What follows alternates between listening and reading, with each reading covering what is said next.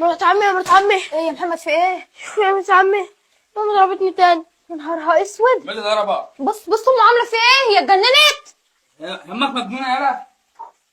ازاي كلمي معاها؟ انزل اتكلم معاها ايه؟ بس انا لو نزلت همد ايدي. هو كل يومين والتاني تضرب العيال كده؟ عملت لها ايه عشان تضربك كده؟ ما عملتش حاجه، كنت قاعد لقيتها جت تضربني كده لوحدها. هي كل شويه تفش غلها فيه. عندها هي عبيطه. العقده اللي عندها دي. والله العظيم يا رب. اخد الولا يعيش معايا واريح. اخده يعيش معايا طيب. يقعد معانا شويه ما ينزلش عندها تاني. والله العظيم يا رب. ما تنزلش استغفر الشقه الله عندكم. العظيم يا رب. مش عايز انزل ولا عايز اروح لها هناك تاني. وانا هعرف ابوك باللي بيحصل. ابوه مسافر، هتقلقوا ليه بقى؟ هنعمل ايه؟ هتقلقوا ليه بقى؟ ما انت غلط. ناسيه ما المره اللي فاتت كان جاي دماغه متعوره يا هديه. لا اله الا الله. نعمل ايه لامه طيب؟ نعمل لها ايه طيب؟ قول لي نعمل لها ايه؟ هي عايزه مفيش فايده هي فيه. عايزه تطلق من اخويا تتطلق، ما بس ما تطلعش تضرب الولا كده. ما تطلعش العقد اللي عندها في الولا. مش عارفه نفسيتها تعبانه ولا ايه؟ قلت لي ما تعرفش اخوك. ايوه ما تعرفش اخوك متغرب في غربه.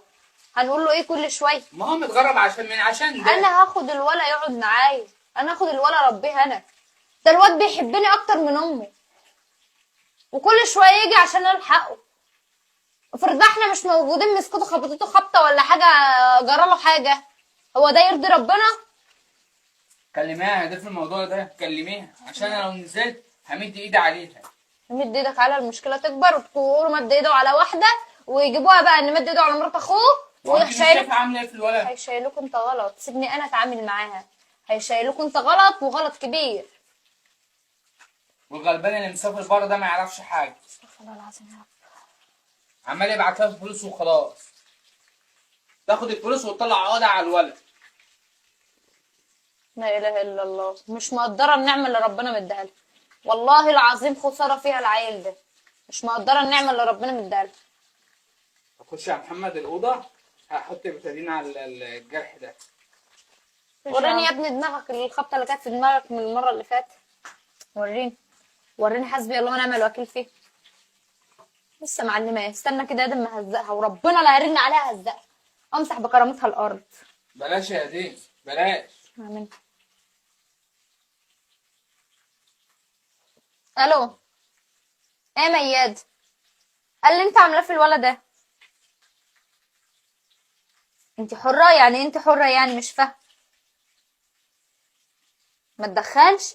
هو ايه اللي ما تدخلش؟ مش فاهمه يعني، فاهميني اكتر. ماشي، هو ابنك وليك الحق تضربيه وتعملي كل حاجه، بس بالوحشيه دي؟ ده يرضي ربنا؟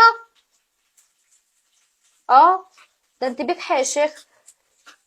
ده انا لسه مش عايزه عبده يقول لجوزك، ده لسه بقول له ما تقلقش الراجل وما تعملش مشاكل وما تقولش لجوزك. يا بنت ليماه واحترمي نفسك، ده غيرك بيتمنى ضفر عيل. ما تمسكيش الولا كده، ممكن يجرى له حاجه في ايدك. بطلي الغباء والغل اللي جواكي ده. كل ما يكون جواكي غل وغباء تطلعيه على العيل. ذنبه ايه؟ المنظر ده ايد الولا بقت ورمه خالص، بهدلتي كده. يا شيخ حسبي الله ونعم الوكيل فيك. ابنك عندي وشوفي بقى تاخديه ازاي. قفلت السكه في وشي. سيبك منها